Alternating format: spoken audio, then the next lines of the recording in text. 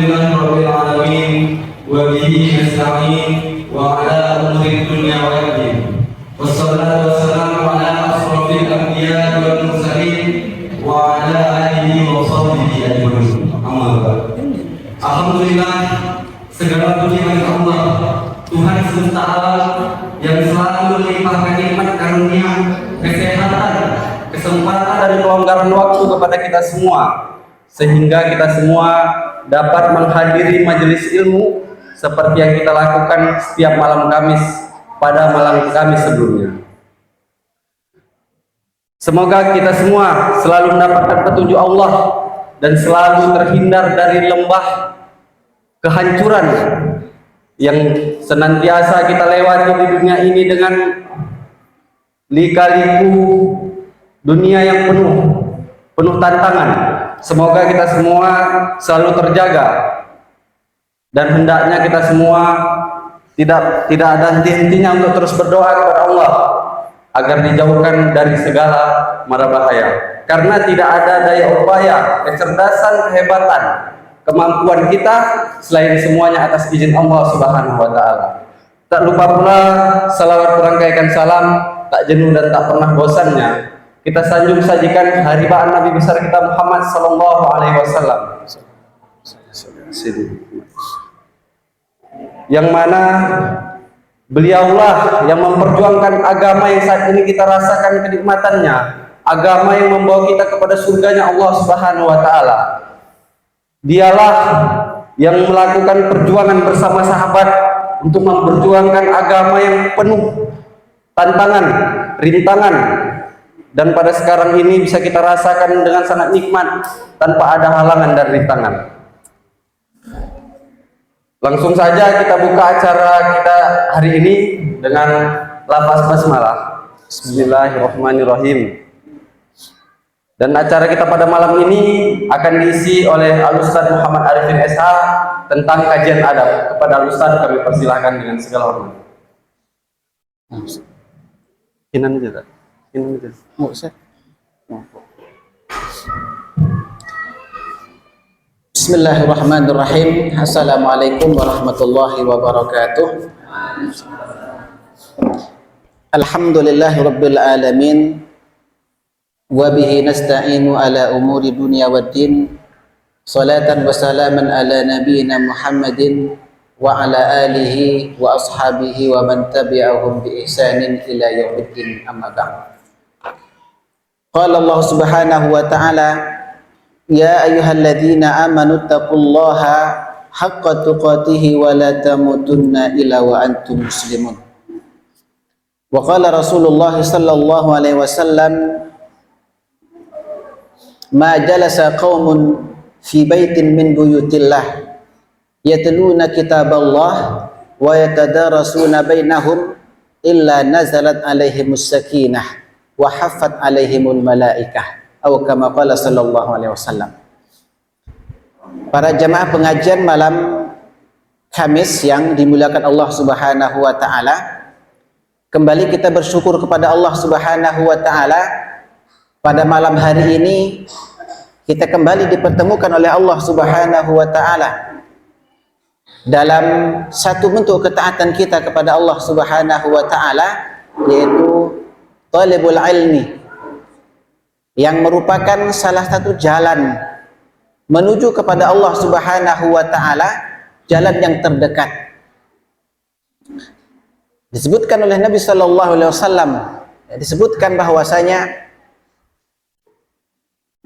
man talabal ilma, barang siapa yang menuntut ilmu, waqad wasala ila Allahi min aqrabit tariq, maka sesungguhnya dia akan sampai kepada Allah dari jalan yang terdekat. Karena jamaah sekalian yang dimuliakan Allah Subhanahu wa taala, jalan yang terdekat untuk kita menuju Allah Subhanahu wa taala adalah majelis ilmu. Majelis ilmu. Ya. Karena tidak ada jalan lain yang mendekatkan kita kepada Allah melainkan majelis ilmu. Ya.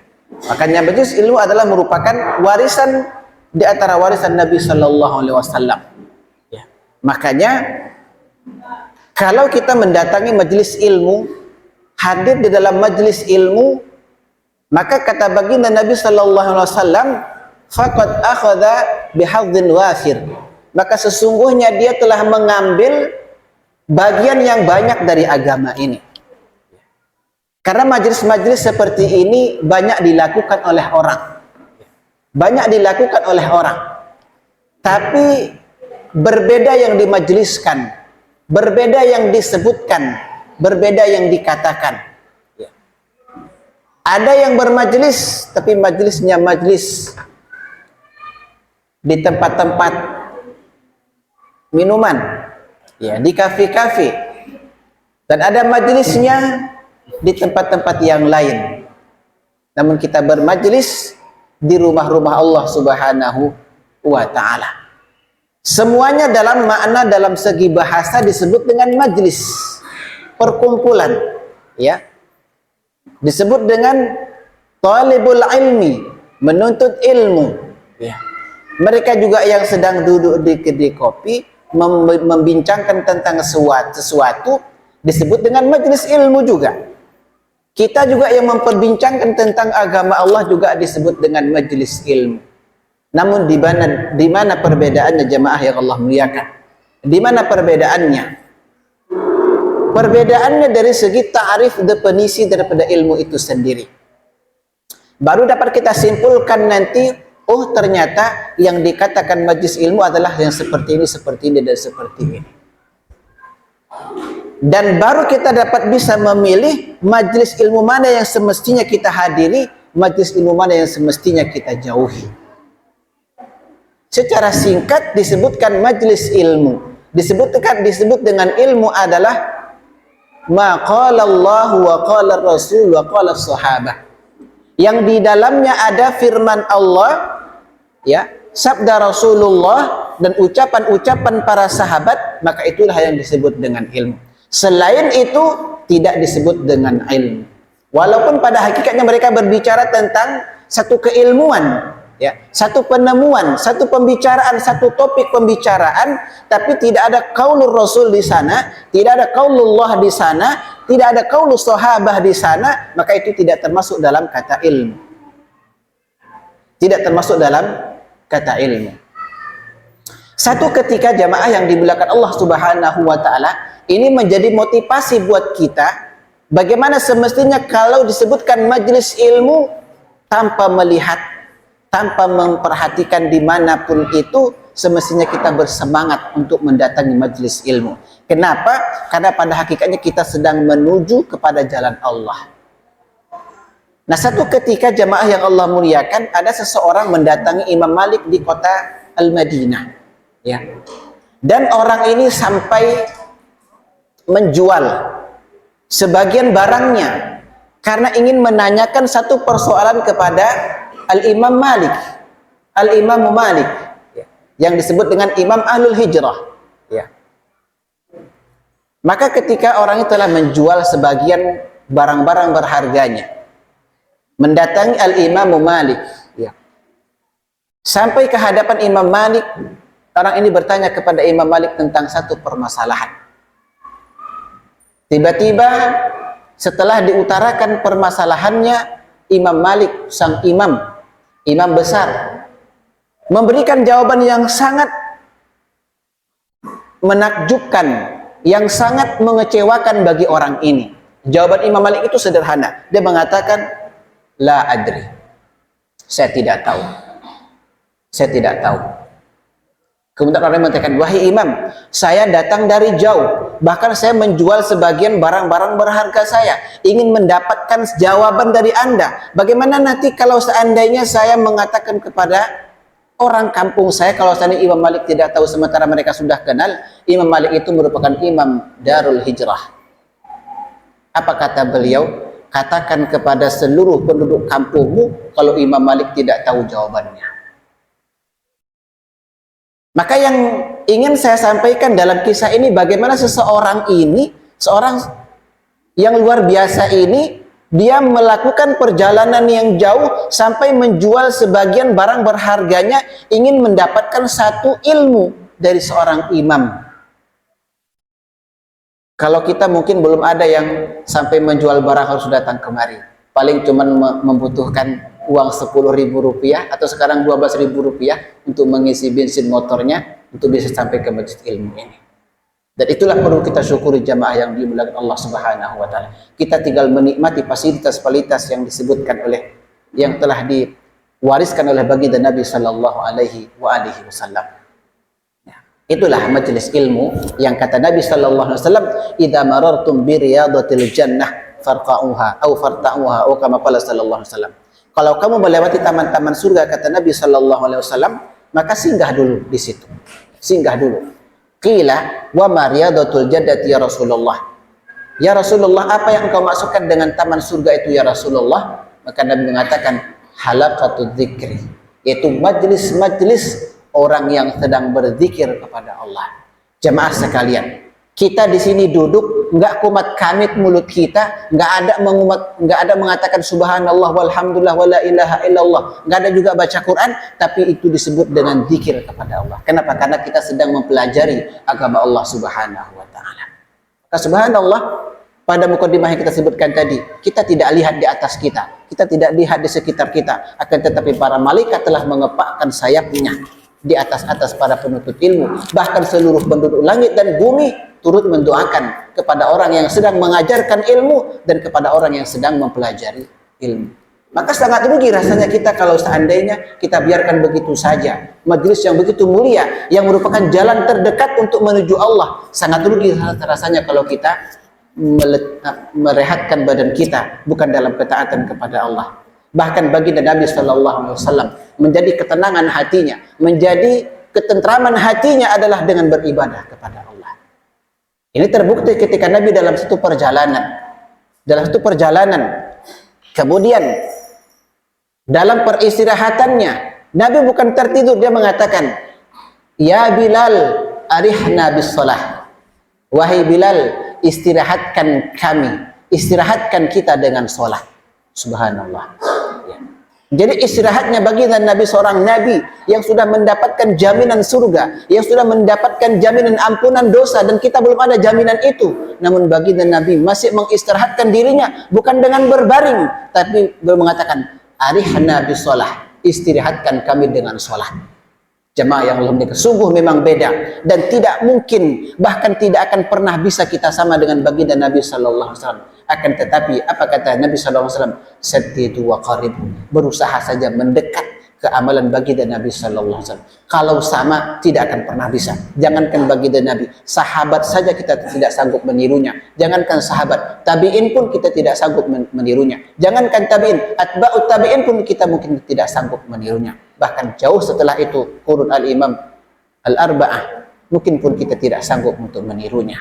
Dengan banyaknya petuah-petuah dari lisan mereka yang mungkin belum sanggup untuk kita tirukan hari ini. Namun kita mampu, kita bisa untuk berusaha mendekatkan diri kita kepada jalan Allah Subhanahu wa taala. Jamaah pengajian malam Kamis yang dimuliakan Allah Subhanahu wa taala. Ini pertemuan yang kedua dari pelajaran adab, ya, dari pelajaran adab, ya. Yang mana pada pertemuan yang pertama kita masih pada bab adalah at-targhib, ya, at-targhib fi makarimil akhlak, yaitu motivasi dalam akhlak yang baik. Bab yang pertama yang disebutkan adalah masalah keikhlasan. Dan kita sudah sebutkan, ya, masalah keikhlasan, tentang keutamaan keikhlasan sudah kita sebutkan pada pertemuan yang pertama, bagaimana pentingnya perkara keikhlasan yang merupakan pertama yang harus diperhatikan oleh seseorang penuntut ilmu ketika dia ingin menuntut ilmu. Kenapa? Karena dia merupakan pertama yang menjadikan amalan kita diterima oleh Allah Subhanahu wa taala. Pertama sekali yang harus kita perhatikan, yang kata Imam Ats-Tsauri mengatakan bahwasanya ma'alattu ala nafsi asyaddu min niyyati fa innaha tataqallabu alayya. Sesuatu yang paling berat untuk aku obati di dalam diriku ini adalah, kata Imam Ats-Tsauri, adalah niatku. Kenapa? Fa innaha tataqallabu alayya. Karena niat itu selalu berbolak-balik. Sulit untuk aku mengarahkannya. Kadang pagi dia begini, kadang besok dia begini. Kadang pagi dia begini, kadang besok dia begini. Makanya kita selalu kadang-kadang harus memperbaharui, jaddidu niyatakum, perbaharui niat-niat kalian. Ketika niat ini setelah benar dari awalnya, niat ini telah sukses dari awalnya, maka ketika kita menuju kepada tempat yang telah kita tuju, maka kita akan memaksimalkan keinginan kita untuk mendapatkan apa yang kita tujukan tersebut. Namun kalau niatnya ini tidak sesuai dengan pada niat awalnya, ketika dia sudah sampai kepada tempat tujuan yang dia tuju, ketika niatnya tidak mampu dia kondisikan, maka berubahlah keinginannya bukan pada keinginan awal. Pada keinginan awal dia kepingin menghafal Al-Quran, tapi ketika sudah sampai di tempat pelajaran Al-Quran, mempelajari Al-Quran, tempat menghafal Al-Quran, atau mempelajari majelis-majelis ilmu, sampai di sana karena godaan ini dan itu berubah haluan, berubah arah. Makanya tidak sedikit kita dapatkan kasus-kasus di beberapa tempat-tempat pendidikan, banyak santri yang kabur, banyak santri yang melanggar, banyak santri yang ini dan itu. Kenapa? Karena memang niatnya yang sudah tidak bisa dipertahankan niat awalnya. Niat awalnya luar biasa, saya ingin seperti ini, saya ingin seperti ini. Karena memang asyaitan seperti dikatakan oleh Nabi sallallahu alaihi wasallam, yang diriwayatkan oleh Nabi dari Allah Subhanahu wa taala, khalaqatu ibadi hunafa'a, kata Nabi. Atau kama qala sallallahu alaihi wasallam, aku telah menciptakan semua hambaku, kata Allah, itu lurus, enggak ada yang bengkok-bengkok, enggak ada yang menyimpang. Lalu bagaimana kok mereka bisa menyimpang niatnya? Kenapa mereka bisa berubah haluannya? Fajtalathum syaitan, maka setelah itu maka syaitan akan menggelincirkan mereka dari jalan agamanya. Makanya nggak bisa, maka selalu akan kita perhatikan niat kita. Awalnya mantap, semangat 45, ketika sudah datang ke sana, banyak kebosanan, banyak ini, banyak itu, syaitan mulai bermain di situ. Kapan garis finish syaitan untuk berhenti untuk menyesatkan manusia, untuk menggelincirkan manusia? Kekufuran kepada Allah. Idh qala lil insani kfur falamma kafara qala inni bari'um minka inni akhafullah rabbal alamin wal iyadu billah. Ketika setan mengatakan kepada manusia, hai manusia yang berusaha untuk bisa lurus, yang berusaha untuk meluruskan niatnya, kufurlah engkau kepada Allah. Falamma kafara, ketika dia sudah betul-betul kufur kepada Allah, dia mengatakan inni bari'um minka, ya sudah aku berlepas diri dari kamu karena kamu sudah kufur kepada Allah. Inni akhafullah rabbal alamin, aku juga takut kepada Allah rabbul alamin. Apa hendak dikata? Nasi sudah menjadi bubur, sampai mati pun gak akan bisa dijadikan nasi lagi kalau sudah menjadi bubur. Kalau kita sudah kufur, apa yang terjadi? Kufur, Allah cabut nyawa kita oleh Allah Subhanahu wa taala. Kita sudah kufur, khalidina finnari abada. Kita kekal dalam neraka selama-lamanya. Wal iyadu billah. Itu yang sangat kita khawatirkan jamaah yang Allah muliakan. Makanya kita selalu kita katakan minta sama Rabb yang punya hati, karena memang Dia yang mengkondisikan hati kita. Allahumma ya muqallibal qulub, tsabbit qalbi ala dinika. Allahumma ya musarrifal qulub, tsabbit qalbi ala taatik. Sekarang kita bisa taat kepada Allah, besok kita nggak tahu duduk di mana. Sekarang kita bisa duduk di masjid Allah, mungkin kita bisa duduk besok di kedik-kedik yang tidak ada zikirnya kepada Allah. Wal iyadu billah. Makanya bab pertama ini adalah merupakan niat, itu yang perlu kita perhatikan. Bahkan kitab-kitab besar yang dikarang oleh ulama kita, selalu bab yang dimaksudkan yang pertama, yang dimasukkan pada bab yang pertama adalah keikhlasan. Agar semua rangkaian ibadah-ibadah, amalan-amalan yang kita lakukan diterima oleh Allah. Ya. Dan kita juga sudah sebutkan bahwasanya keikhlasan itu merupakan cerminan daripada akhlak yang benar terhadap agama Allah Subhanahu wa taala. Kemudian jamaah yang dimuliakan Allah Subhanahu wa taala, hadis yang berikut yang akan kita bacakan tentang masalah motivasi untuk masalah bab keikhlasan ini adalah hadis yang diriwayatkan dari Abil Abbas, Abdullah ibnu Abbas Abdul Muttalib, paman Nabi sallallahu alaihi wasallam. An Rasulillah sallallahu alaihi wasallam fima yarwi an rabbih. Dari Rasulullah sallallahu alaihi wasallam yang dia riwayatkan langsung dari Tuhannya, itu Allah Subhanahu wa taala. Ini yang disebut dengan hadisul qudsi. Nabi meriwayatkan langsung dari Allah Subhanahu wa taala. Tapi firman Allah ini tidak termaktub di dalam Al-Qur'an, yang disebut dengan hadisul qudsi, langsung diterima dari Nabi dari Allah Subhanahu wa taala.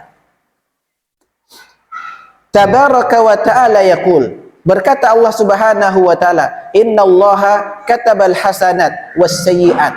Sesungguhnya Allah Subhanahu wa taala telah menetapkan, ya, telah menetapkan hasanat was sayyi'at, kebaikan-kebaikan dan keburukan-keburukan. Summa bayyana dzalika. Kemudian Allah Subhanahu wa taala menjelaskan tentang kebaikan-kebaikan dan keburukan-keburukan tersebut.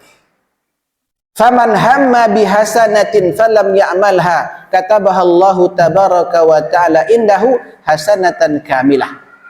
Barang siapa yang menginginkan, ya, jadi di sini kalimatnya faman hamma. Hamma di sini adalah keinginan. Keinginan itu perbuatan apa? Perbuatan hati, niat. Ya. Faman hamma bihasanatin falam ya'malha. Orang yang menginginkan, telah berniat untuk melakukan kebaikan, untuk melakukan kebaikan-kebaikan, falam ya'malha, tapi dia tidak melakukan kebaikan itu, ya, kataballahu tabaraka wa ta'ala indahu hasanatan kamilah. Allah tetap akan menulis di sisinya satu kebaikan yang sempurna. Sebagai salah satu contoh, nanti saya mau ikut taklim malam Kamis. Qadarullah siangnya atau sorenya, sore kayak tadi, meriang tinggi, nggak bisa pergi, ya. Maka dengan ini dia telah mendapatkan kebaikan yang sempurna dari Allah. Apa yang dapat kita simpulkan sedikit sebelum kita lanjutkan keterangan hadisnya dari potongan hadis ini itu menunjukkan bahwasanya kesempurnaan sifat ihsan yang dimiliki oleh Allah Subhanahu wa taala. Allah tidak menyia-nyiakan keinginan seorang hamba yang telah menginginkan kebaikan, tapi belum dia lakukan karena keinginan yang besar, karena ada satu uzur yang menimpa dirinya. Allah akan menetapkan kebaikan pada dirinya, kebaikan yang sempurna. Lalu bagaimana kalau kita wujudkan keinginan kita? Faman ham wa in hamma biha fa'amilaha katabahallahu asra hasanatin ila 700 dhi'fin ila adha'afin katsirah. Kemudian bagi seseorang yang meniatkan untuk melakukan kebaikan-kebaikan dan betul dia lakukan kebaikan tersebut, dia laksanakan kebaikan tersebut, Allah catat bagi dia 10 kebaikan sampai 700 kali lipat kebaikan. Berapa satu hasanah itu berapa? Satu hasanah itu berapa? 10. 10. Ya. Kalau 700 kalikan 10. Ila 700 dhi'fin, sampai 700 kali lipat Allah akan berikan balasan kepada orang yang melakukan kebaikan. Kita cuma melangkahkan kaki kita. Kita cuma meniatkan untuk melakukan kebaikan. Kemudian betul kita lakukan kebaikan tersebut, Allah akan berikan kepada kita 10 kebaikan. Dalam satu kebaikannya itu 10. Berarti dalam 10 kebaikan kita sudah mendapatkan 100. Kalau 700 kali lipat, ila ad'afin katsirah, bahkan dilipat gandakan dengan kelipatan yang cukup banyak dari Allah Subhanahu wa taala. Ini menunjukkan kemurahan dan kemuliaan Allah Subhanahu wa taala menghargai kebaikan yang dilakukan oleh seseorang. Kemudian wa in hamma bi sayyi'atin falam ya'malha. Dan orang yang menginginkan kebaikan, coba kita lihat tadi yang pertama, jemaah sekalian, harus fokus kita perhatikan hadis ini. Tadi yang pertama Allah mengatakan, yang disabdakan oleh baginda Nabi sallallahu alaihi wasallam, barang siapa menginginkan kebaikan tapi tidak dia lakukan karena uzur yang menghalangi orang tersebut, dia mendapatkan satu kebaikan yang sempurna. Perhatikan yang pertama.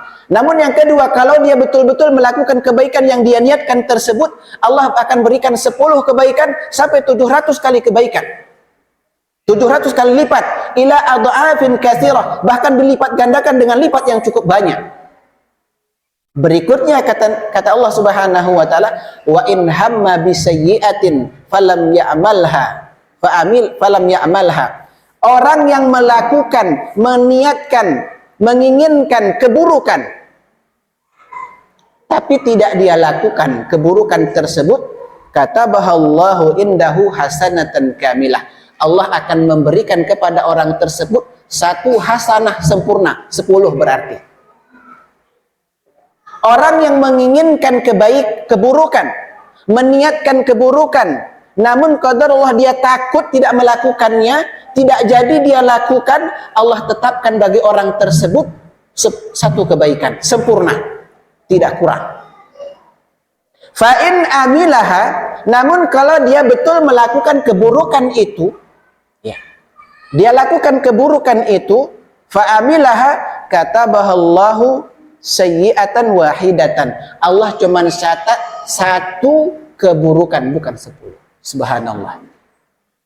Kita nggak bisa bayangkan kalau kita melakukan keburukan baru dilipat gandakan sebagaimana dilipat gandakannya kebaikan, kita nggak ada yang selamat dari keburukan itu, jamaah sekalian yang dimuliakan Allah. Dan ini disebutkan jamaah yang dimuliakan Allah Subhanahu wa taala dalam kisah 3 seorang sahabat Nabi Shallallahu Alaihi Wasallam yang digambarkan sahabat ini sedang terjepit, ya, dalam satu kesusahan, sedang terkurung dalam satu gua.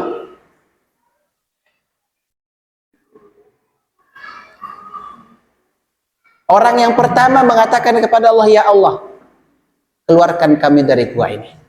Ya. Aku dulu, ya, mereka sebutkan semuanya amal-amal kebaikan mereka. Ya. Amal-amal kebaikan mereka. Yang pertama, laki-laki pertama mengatakan, ya Rabb, dulu saya pernah mempunyai karyawan yang banyak. Ya. Karyawan yang banyak. Dan semua karyawanku itu sudah aku berikan upah. Ya. Sudah aku berikan upah.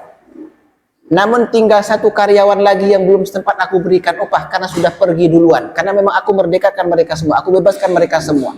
Tinggal satu yang belum aku berikan upah. Dan upahnya itu sudah aku berikan, sudah aku belikan kambing, kemudian aku ternakkan sampai sebanyak 1 lembah. 1 lembah banyaknya.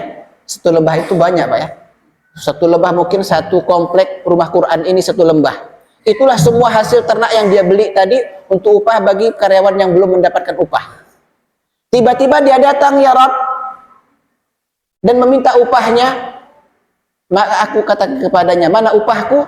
Yang engkau lihat itu ternak yang 1 lembah itu, itulah upahmu semua. Apa dia katakan? Engkau jangan main-main sama saya. Saya betul-betul ingin minta upah. Enggak benar, itu yang engkau lihat 1 lembah kambing, 1 lembah itu, 1 komplek rumah Quran itu punya kamu semua, bawa semua kalau engkau mau. Maka dia ambil semua, ya Rabb, tidak dia sisakan walaupun 1 ekor. Kalau engkau ridho itu sebagai kebaikan, ya Rabb, geserkan batu ini dan keluarkan kami dari batu ini.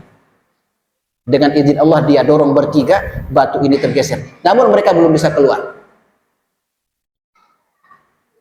Orang yang kedua mengatakan, ya Rabb, aku punya orang tua. Ya. Aku punya orang tua, ya Rabb.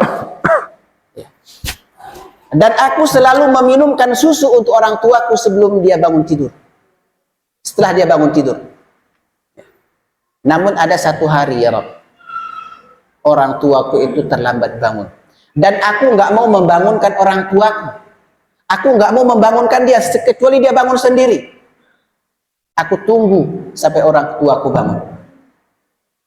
Kalau kita hari ini sering kita bangun orang tua, tapi ini karena takutnya ingin menyakiti hati orang tuanya, sampai dia nggak berani bangun orang tuanya. Sampai orang tuanya bangun, baru dia sudah siap air susu di depan orang tuanya dan diminumkan. Subhanallah, baktinya dengan orang tuanya. Kalau engkau ridho itu sebagai perbuatan solehku, ya Rabb, geserkan batu ini, keluarkan kami dari batu ini. Kemudian mereka dorong bertiga, tergeserlah batu tersebut, namun mereka belum juga bisa keluar. Orang yang ketiga mengatakan, ini akan menjadi contoh keburukan yang sudah dia ingin niatkan, tapi dia urungkan, dia tidak lakukan karena takutnya kepada Allah. Dia mengatakan, ya Rabb, aku dulu punya anak pamanku, anak paman, dan aku menginginkan anak pamanku tersebut untuk menjadi istriku. Tapi dia tidak mau. Ya. Namun satu ketika ya Rabb, ya, dia terjepit dengan kondisi orang tuanya yang sedang sakit. Dan sampai bolak-balik minta bantuan kepadaku untuk memberikan obat untuk membelikan obat untuk orang tuanya. Kali yang pertama dia tidak mau, karena aku syaratkan kepada wanita tersebut untuk dia harus tidur bersamaku satu malam. Ya. Dia tidak mau karena itu perbuatan dosa. Maka hari keduanya datang lagi, dia tidak mau lagi karena aku syaratkan dengan persyaratan yang sama. Hari yang ketiga dia mau. Ya. Hari yang ketiga dia mau. Namun jamaah yang dimuliakan Allah Subhanahu wa taala mengatakan, namun ya Rabb, pada saat aku hampir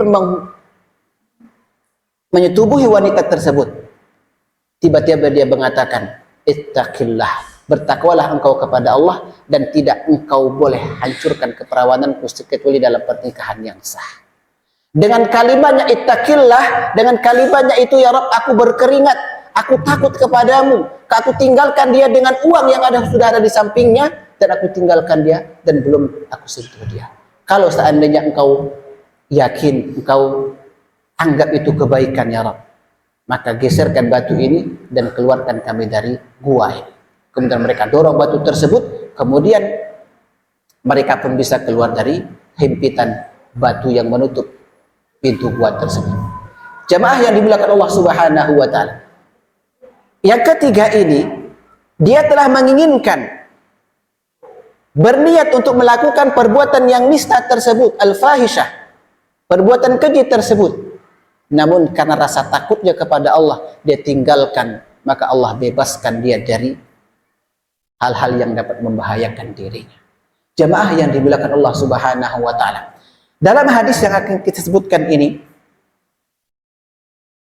apa hubungannya dengan akhlak yang baik, jamaah yang dimuliakan Allah Subhanahu wa taala? Ya.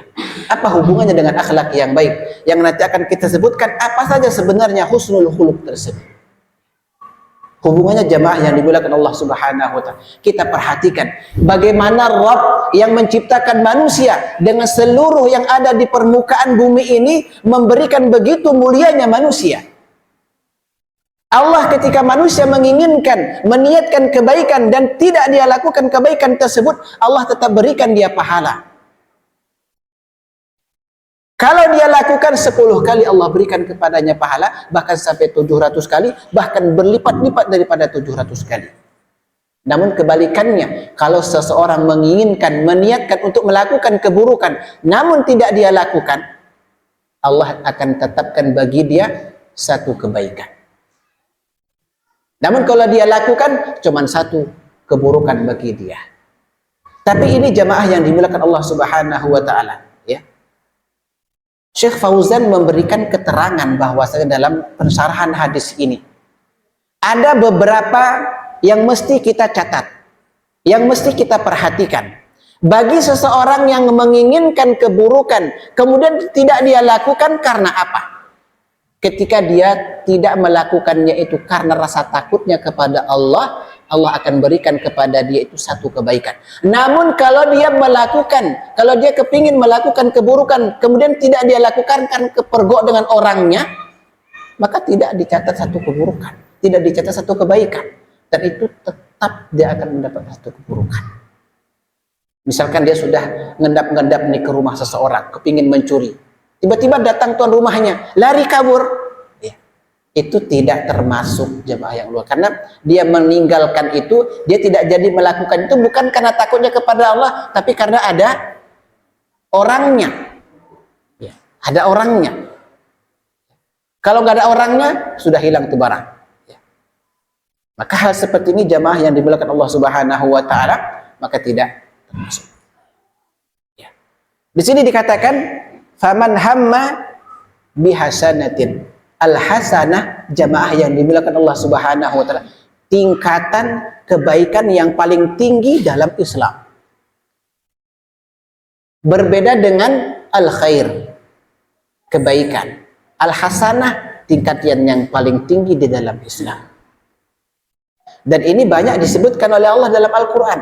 Di antara contohnya adalah dua penghuni penjara pada masa Nabi Yusuf alaihissalatu wassalam. Ya. Ketika mereka mengatakan setelah mereka bermimpi pada malam yang pertama, laki-laki kedua juga bermimpi, ya, dengan mimpi yang berbeda. Mereka minta ditakwilkan dengan Yusuf. Apa yang mereka katakan? Ya, takwilkan mimpi kami.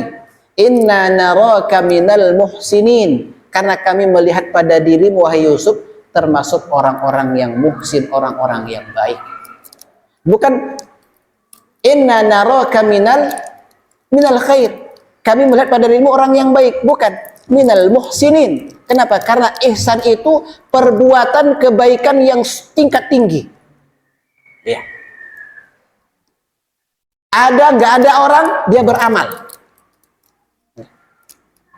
Itu namanya ihsan. Anta abudallah ka'annaka tarahu fa in lam takun tarahu fa innahu yaraka. Itulah ihsan. Dan hadis qudsi penggalan yang kita sebutkan ini merupakan bagaimana Allah mengajarkan kepada Nabi untuk disampaikan kepada umatnya, semestinya begitulah mereka seharusnya berbuat ihsan kepada Allah Subhanahu wa taala ataupun kepada manusia.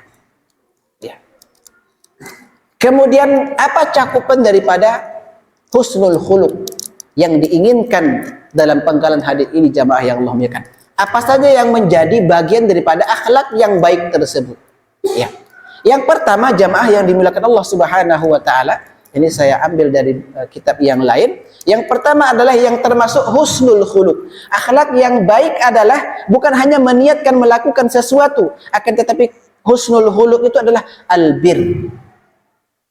Ini tingkatan setelah ihsan, albir, kebaikan itu sendiri. Dan ini disebutkan oleh Nabi sallallahu alaihi wasallam dalam hadis ya, Nawas bin Sam'an, ya, sa'altun Nabi sallallahu alaihi wasallam anil bir. Aku bertanya kepada Nabi sallallahu alaihi wasallam tentang kebaikan. Nabi mengatakan al birru husnul khuluq. Kebaikan itu adalah akhlak yang baik. Itu nggak perlu lagi dipertanyakan jamaah yang Allah muliakan.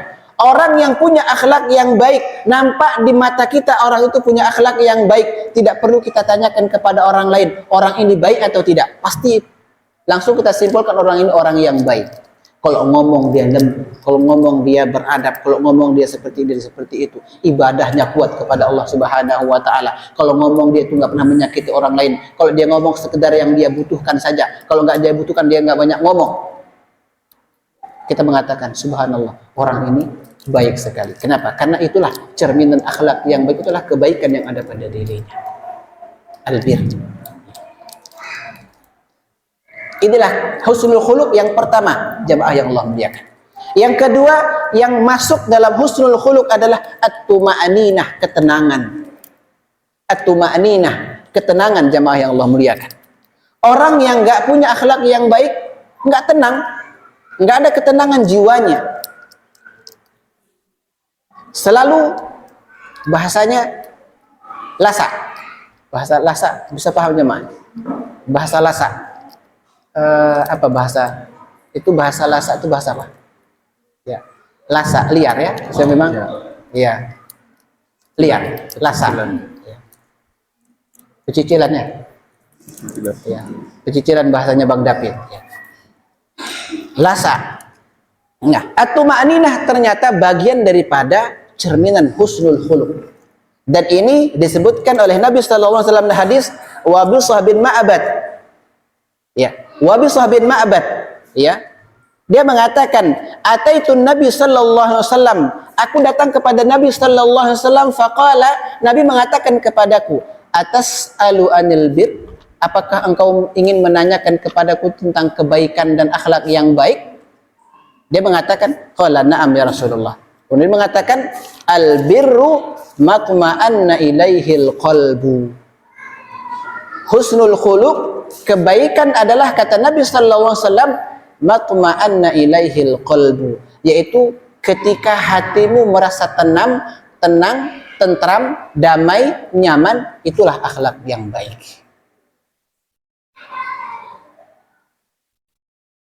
Dia dikatain orang tenang. Dia digibahin orang, tenang. Dia dikata-katain orang, tenang.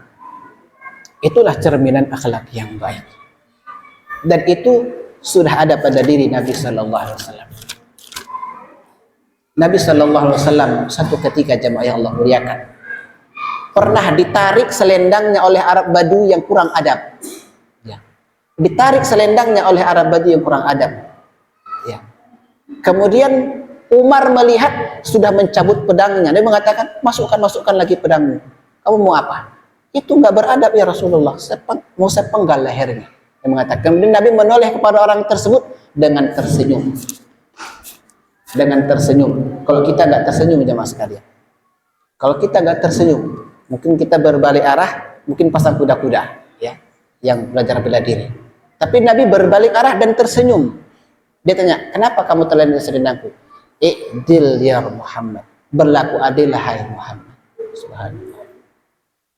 Kemudian dia mengatakan, wahai hamba Allah, man ya'dil in lam a'dil, siapa yang adil kalau aku tidak berlaku adil? Subhanallah, jemaah. Ini merupakan cerminan akhlak yang baik. Ya. Nah, kalau hari ini dipraktekkan ketenangan seperti ini, sebenarnya inilah akhlak yang baik, tapi sulit rasanya untuk kita praktekkan. Dan mungkin 1001 yang ada bisa mempraktekkan hal seperti ini. Kita, jemaah yang Allah muliakan, saya katakan kita, termasuk pembicara. Saya.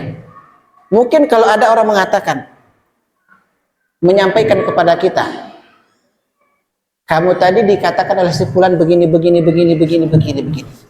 Mungkin telinga kita langsung panas.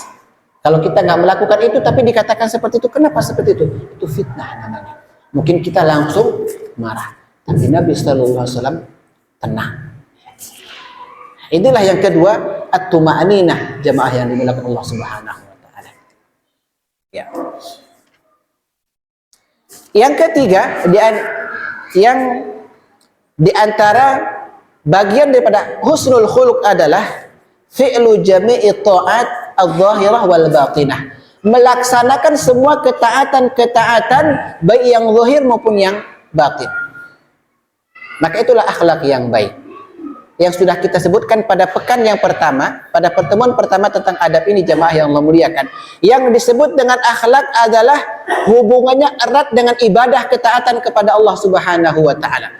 Makin kuat ketaatannya kepada Allah, maka semakin berakhlaklah orang tersebut. Maka di sini poin yang ketiga adalah di antara husnul khuluq adalah melaksanakan semua ketaatan kepada Allah baik yang zahir maupun yang batin. Ketaatan di sini tidak mesti kita belajar, tidak mesti kita membaca Al-Quran, tidak mesti kita sholat, tidak mesti kita bersedekah, tapi semua ketaatan yang dengan ketaatan tersebut mendatangkan keridhaan Allah, itu merupakan ketaatan kepada Allah. Apapun bentuknya, senyum kita di hadapan saudara kita, sedangkan dengan senyum yang wajar, ya, senyum yang wajar, bukan dengan asal-asal senyum. Senyum yang wajar itu merupakan ketaatan kepada Allah Subhanahu wa taala. Tabassumuka ala wajhi akhika shadaqah. Senyummu di hadapan wajah saudaramu adalah ketaatan kepada Allah. Kebalikannya, jamaah yang Allah muliakan, semua yang bukan ketaatan kepada Allah itu adalah bukan akhlak yang baik. Itu bukan akhlak yang baik. Di antara contoh, jamaah yang Allah muliakan, ya, di antara contoh, ketika kita di hadapan orang lain, ya, seakan-akan kita melakukan ketaatan kepada Allah, ya. Namun di belakang orang itu kita melakukan keburukan-keburukan yang banyak, ya. Kita melakukan keburukan-keburukan yang banyak. Bahkan hari ini, jamaah yang Allah muliakan, ya, lembaga-lembaga pendidikan, saya akan mengatakan seperti itu.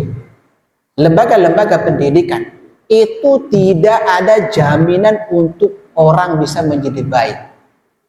Tapi dia hanya sebagai sarana untuk menjadikan orang baik, tapi bukan jaminan. Dan ini disampaikan oleh dosen kami, jamaah yang Allah muliakan, ketika kami beberapa orang sudah dimuqabalahkan, ya, dimuqabalahkan, dipilih beberapa orang untuk dimuqabalahkan untuk bisa belajar di kota Nabi Shallallahu Alaihi Wasallam. Bahkan sampai hari ini orang yang dimuqabalahkan tersebut, bahkan saya kenal teman-teman saya itu. Ya. Kalau dia belajar itu cuman bawa pena sedangkan selembar kertas, tapi kalau ujian selalu dia peringkat pertama. Dia nggak bawa buku banyak, nggak bawa buku catatan, nggak bawa buku cetak. Dia cuman bawa satu pena dan kertas, bukan buku, kertas. Namun ketika ujian dari A sampai Z itu terisi semua, jemaah yang Allah muliakan. Bahkan titik komanya terisi semua. Sampai sekarang dia tidak diluluskan di kota Madinah. Kemudian dosen kami memanggil. Ya. Dia mengatakan begini, ayuhat tullab. Dia berbahasa Arabnya. Fa'lamu ayuhat tullab annal madinata, sesungguhnya Madinah itu falan yuqaddisu ahadun minal bashar, tidak bisa mensucikan, tidak bisa membaikkan manusia, tapi yang dapat membuat mereka baik adalah diri mereka sendiri. Makanya kebaikan itu tidak identik dengan dunia pendidikan, walaupun ini sangat besar peluang untuk membuat orang menjadi baik. Tapi jangan salah tangkap, wah kalau begitu pesantren pun nggak menjadi jaminan, alah di luar aja lah anak saya. Enggak juga. Tapi ini merupakan sarana terbesar untuk membuat orang menjadi baik, tapi bukan jaminan. Karena ada juga kita lihat orang yang di luar sana yang tidak pernah mengecam dunia pesantren, tapi akhlaknya luar biasa, baiknya luar biasa. Ya. Nah itu sebagai bukti jamaah yang dimuliakan Allah Subhanahu Wa Taala, bahwasanya kita harus memaksimalkan bagaimana melakukan ketaatan-ketaatan kepada Allah. Karena setiap kita melakukan ketaatan, maka bertambahlah kebaikan akhlak kita. Ya. Semakin banyak kita melakukan keburukan-keburukan, maka bertambah buruklah akhlak kita. Karena akan seperti itu disebutkan oleh ulama kita. Ya. Melaksanakan semua ketaatan itu merupakan cerminan akhlak yang baik. Kenapa? Karena tidak mungkin dia melakukan ketaatan kalau bukan berdasarkan keinginan yang dia lakukan, keinginan hatinya. Karena memang itu bernilai ibadah di sisi Allah Subhanahu wa Ta'ala. Kemudian yang jemaah yang dimuliakan Allah, yang berikutnya, yang keempat, yang diantara makna husnul khuluq adalah ya, at-takhalluqu bi akhlaqi asy-syari'ah wa ta'addubu bi adabillahi alladzi addaba bihi ibadahu. Berakhlak dengan akhlak syariat, dengan akhlak yang ada di dalam syariat ini. Ya.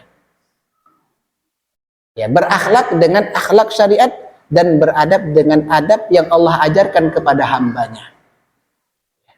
Sebagaimana dikatakan bagi Nabi Sallallahu Alaihi Wasallam, "Adabani Allahu," ya, sesungguhnya Allah telah mengajarkan kepada aku tentang adab, fa ahsana ta'dibahu, dan telah memperbaikan kepadaku tentang pendidikan itu. Jadi kita harus berakhlak dengan akhlak yang di dalam Islam ini, dan semaksimal mungkin kita harus melaksanakan dari akhlak-akhlak tersebut. Ya. Karena jemaah yang dimuliakan Allah Subhanahu wa Ta'ala, dan di sini sangat mencerminkan, sangat menentukan bahwasanya kita berakhlak itu ketika kita bergaul dengan siapa yang kita temani. Ya, kalau kita masukkan anak kita mungkin ke lembaga-lembaga pendidikan, sudah jelas siapa teman yang akan dia temani, siapa orang yang akan dia temani. Namun kalau di luar, mungkin untuk saat ini sulit rasanya kita untuk mengharapkan kebaikan kalau seandainya kita lihat model-model pendidikan hari ini. Kemudian yang terakhir jamaah yang dimuliakan Allah Subhanahu wa Ta'ala, di antara cerminan akhlak ya, husnul khuluq adalah ad-din kulluhu khuluqun. Agama ini adalah semuanya adalah akhlak. Ad-din kulluhu khuluqun. Agama semuanya adalah akhlak. Tidak ada orang yang belajar agama kemudian tidak berakhlak. Kenapa? Karena semua yang diajarkan di dalam agama adalah akhlak. Yang dimaksud dengan ad-din di sini adalah ad-dinul Islam. Din Islam, bukan semua agama. Ya, dinul Islam. Jadi semua agama di dalam Islam ini adalah akhlak. Kita belajar fikih, maka kita sedang menempa diri kita menjadi orang-orang yang fakih terhadap agama ini. Kita belajar Al-Quranul Karim, kita sedang ingin beradab tentang Al-Quranul Karim. Ya. Bahkan Imam An-Nawawi menyebutkan satu kitab disebut dengan kitab Adabul Mufrad. Itu masalah adab-adab, ya, yang berkenaan tentang masalah adab-adab tentang Al-Quran. Bahkan kitab At-Tibyan jemaah itu berkenaan tentang masalah adab-adab tentang khusus tentang Al-Quranul Karim. Jadi semua agama ini adalah akhlak. Maka kita belajar agama jamaah yang dimuliakan Allah Subhanahu wa taala, maka kita sedang menempah diri kita untuk berakhlak yang baik, untuk berakhlak yang mulia. Kebalikannya, orang yang tidak mau mempelajari agama ini, maka dia sedang menempah dirinya untuk menjadi manusia yang tidak berakhlak. Kita perhatikan jamaah yang Allah muliakan. Makin kita pahami agama ini, makin kita pelajari agama ini, makin kita seriusi agama ini, makin kita dapatkan agama ini merupakan agama yang sangat luar biasa dan dapat menempah diri kita untuk menjadi berakhlak yang mulia. Itu dapat mendekatkan diri kita kepada Allah Subhanahu wa taala. Makin kita mendekatkan diri kita kepada agama ini, makin kita takut kepada Allah Subhanahu wa taala. Karena memang dalam agama itu semuanya ketaatan kepada Allah. Tidak ada orang yang datang ingin mempelajari agama bukan ingin melakukan ketaatan. Sebagai contoh, misalkan ada orang datang ke majelis ilmu tapi tujuannya ingin merusak, tujuannya ingin yang lain, maka sangat jarang seperti itu. Kalaupun ada, pasti dia tidak akan betah duduk di situ, seperti tidak betahnya syaitan. Ya. Seperti tidak betahnya syaitan. Digambarkan dalam hadis jemaah yang Allah muliakan, syaitan itu ketika azan dia lari. Ya. Ketika sudah selesai azan dia datang lagi. Ketika qomat dia lari, ketika selesai dia datang lagi. Jemaah yang Allah muliakan. Itu menunjukkan bahwasanya nggak akan betah dia, jemaah yang Allah muliakan. Sampai dia berusaha bagaimana merusak tatanan kehidupan orang yang sedang beribadah kepada Allah. Hatinya dia goda, pikirannya dia goda. Makanya kadang-kadang ya banyak yang sholat kemudian terlupakan ya dari perihal sholatnya. Namun apakah seperti itu tercela? Tidak ada. Bahkan disebutkan jamaah yang Allah muliakan, orang yang datang ke satu bentuk ketaatan ingin mempelajari agama Allah, ke majelis ilmu misalkan, tidur pun dia ibadah kepada Allah. Kenapa? Karena memang dia sudah punya niat sejak awalnya. Tidur pun dia misalkan tertidur bukan karena sengaja ingin tidur kemari, tapi memang karena kontrol itulah gangguan setan tadi, tertidur dia dalam pengajian tersebut. Itu pun dia mendapatkan ampunan, mendapatkan naungan malaikat, mendapatkan doa seluruh penduduk langit dan bumi. Begitu mulianya jamaah yang Allah muliakan, ya, kalau kita mempelajari agama ini. Maka makin dia bertahan, berusaha bertahan dalam agama tersebut, mempelajari agama tersebut, makin dia berakhlak. Walidzalika, kata beliau, oleh karena itu asyaitanu ijtalathum an dinihim. Oleh karena itu setan selalu akan menggelincirkan manusia dari agama ini. Ya. Sumpahnya pertama sekali bukan tanggung-tanggung. Tangguhkan usiaku sampai hari kiamat. Itu permintaan syaitan, iblis. Untuk apa? La aqudanna lahum siratakal mustaqim. Aku akan menghalangi, akan menggelincirkan hamba-hambamu yang berusaha belajar agamamu. Dan engkau wahai Rabb, wala tajidu aktsarhum syakirin, dan engkau tidak akan mendapatkan hambamu yang bersyukur kepadamu. Siapa yang tidak mampu aku sesatkan di antara mereka? Illa ibadaka minhumul mukhlasin, kecuali yang mereka ikhlas menjalankan ad-din ini, tidak bisa aku goda. Sebagai contoh yang paling baik untuk kita ambil adalah Nabiullah Yusuf alaihi salam. Keikhlasan yang memang super tinggi. Juga Nabiullah Ibrahim alaihissalatu wassalam ketika menjalankan perintah. Ya. Bagaimana Yusuf bisa menghindarkan dirinya, Allah bisa membuka begitu kunci yang kokoh dari 7 pintu, ya, dari pintu kerajaan yang telah ditutup semua pintu kerajaan tersebut, untuk Yusuf bisa berbuat nista kepada istri seorang raja. Namun dengan izin Allah, Yusuf berdoa kepada Allah, ya, kemudian Allah buka, kemudian Yusuf pun bisa menghindarkan dirinya. Itu kenapa jamaah yang memuliakan, itu dikarenakan kekuatan, keikhlasan Nabiullah Yusuf dalam beribadah kepada Allah, dalam menjaga ad-din, dalam menjaga agamanya. Namun hari ini jamaah yang Allah muliakan, bukan 1-2 kita dapatkan alumni tamatan dari pondok-pondok pesantren, ketika dia sudah keluar dari pondok pesantren, sama seperti orang umum berpacaran juga, boncengan juga dengan laki-laki yang lain yang bukan belum mahramnya. Dan ini saya dapatkan jamaah yang Allah muliakan. Dan ini saya dapatkan, ya. Keluar dia di pesantren, pacaran dia, bahkan boncengan dengan pacarnya. Bahkan tidak ada malu-malunya memposting di Facebooknya, di statusnya ketika ditanya ini siapa? Ini calon saya. Baru calon tapi sudah seperti suami istri. Dan itu orang yang sudah belajar agama, yang sudah mengecam dunia pesantren. Waliyatubillah. Dan ini menunjukkan bahwasanya ad-din ini sebenarnya semuanya adalah akhlak. Loh, kok ada yang seperti itu modelnya Ustaz? Berarti orangnya yang tidak bagus niatnya ketika mempelajari agama ini. Ketika bagus niatnya, insya Allah dia akan menjadi manusia yang berakhlak, menjadi manusia yang beradab kepada manusia yang lain. Ya. Hatta ya, sampai kata la ta'budallah, sampai dia bisa menggelincirkan manusia dari jalan Allah, sampai tidak mau lagi beribadah kepada Allah. Kita lihat, ada yang sudah lama di pesantren misalkan, ketika dia keluar berteman dengan teman-teman seperti itu, ya, bahkan sholat pun kadang-kadang tidak lagi, ya, bahkan sholat pun kadang-kadang tidak. Bahkan ini kita dapatkan jemaah yang Allah muliakan, ya. Wala yatakhallaqu bi akhlaqil Islam, dan tidak berakhlak dengan akhlak Islam. Dan ini memang fakta jamaah yang Allah muliakan. Jadi dapat kita simpulkan dari pertemuan kita ini jamaah yang Allah muliakan, yang di antara bagian atau di antara yang termasuk kepada akhlak yang baik, husnul khuluq, adalah yang pertama adalah albir, kebaikan.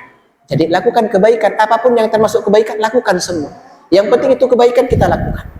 Karena itu akan menempa diri kita pada akhlak yang baik.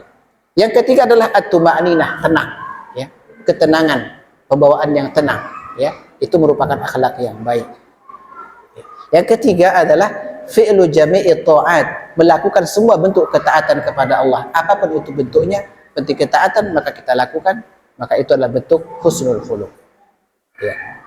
Yang keempat adalah at-takhalluqu bi akhlaqis syariah, berakhlak dengan akhlak syariat Islam ini. Maka itu merupakan cerminan akhlak yang baik.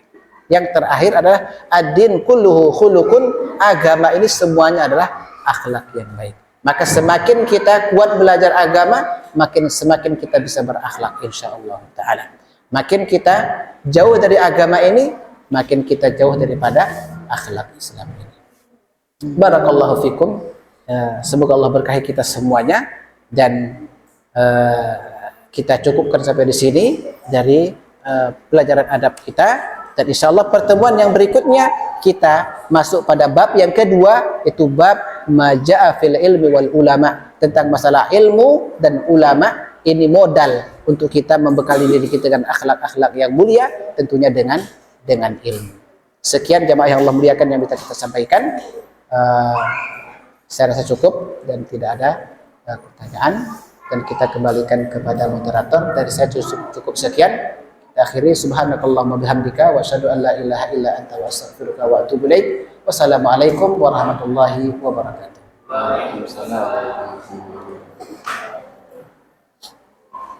Kita ucapkan jazakumullahu khairan katsiran kepada Al-Ustaz yang telah menyampaikan materi tentang adab yang kiranya sangat bermanfaat bagi kita semua, demi merubah akhlak kita dengan apa-apa yang telah dibacakan Ustaz Arifin. Sekiranya kita semua dapat mengerti, dan kita semua selalu berdoa agar Al-Ustaz kita ini tetap sehat selalu, agar bisa terus memberikan materi kepada kita semua.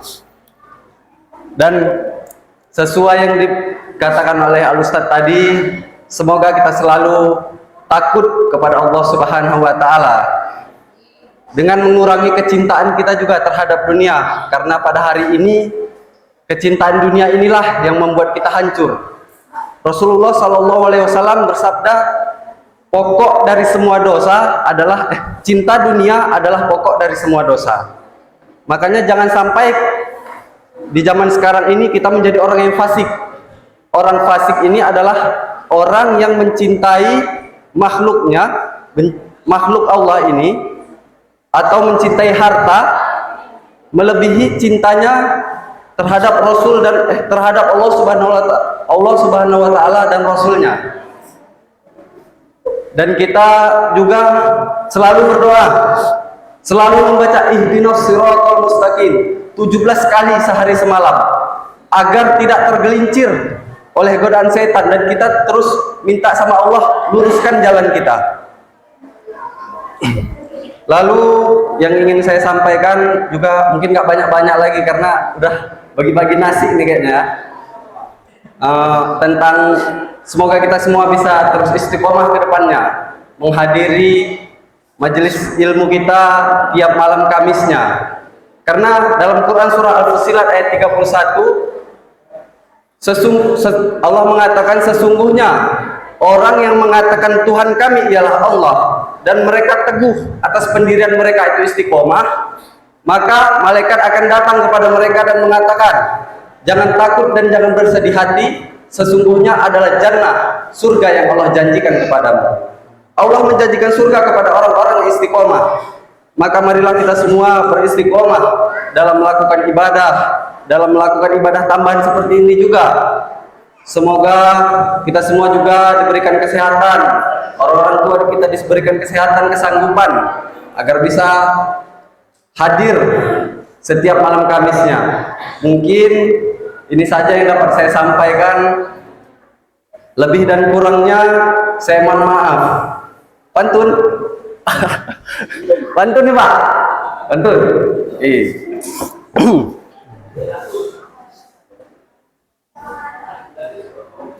Pergi ke masjid. Masa? Naik kereta bannya meletus. Keretanya didorong, kerongkongan pun haus. Kalau ada saudara-saudari uang 100, salah Pak, salah. Udah ketahuan, nggak jadilah.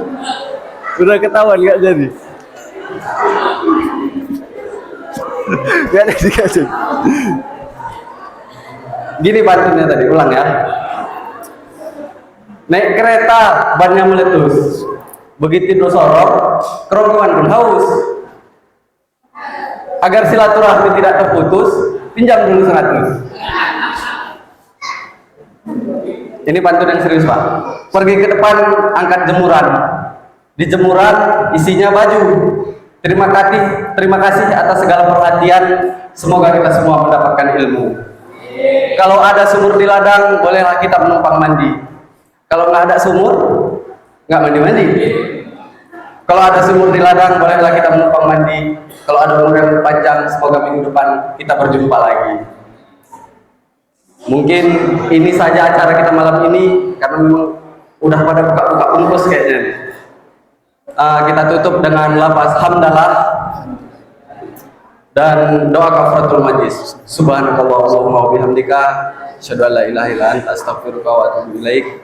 Wassalamualaikum warahmatullahi wabarakatuh.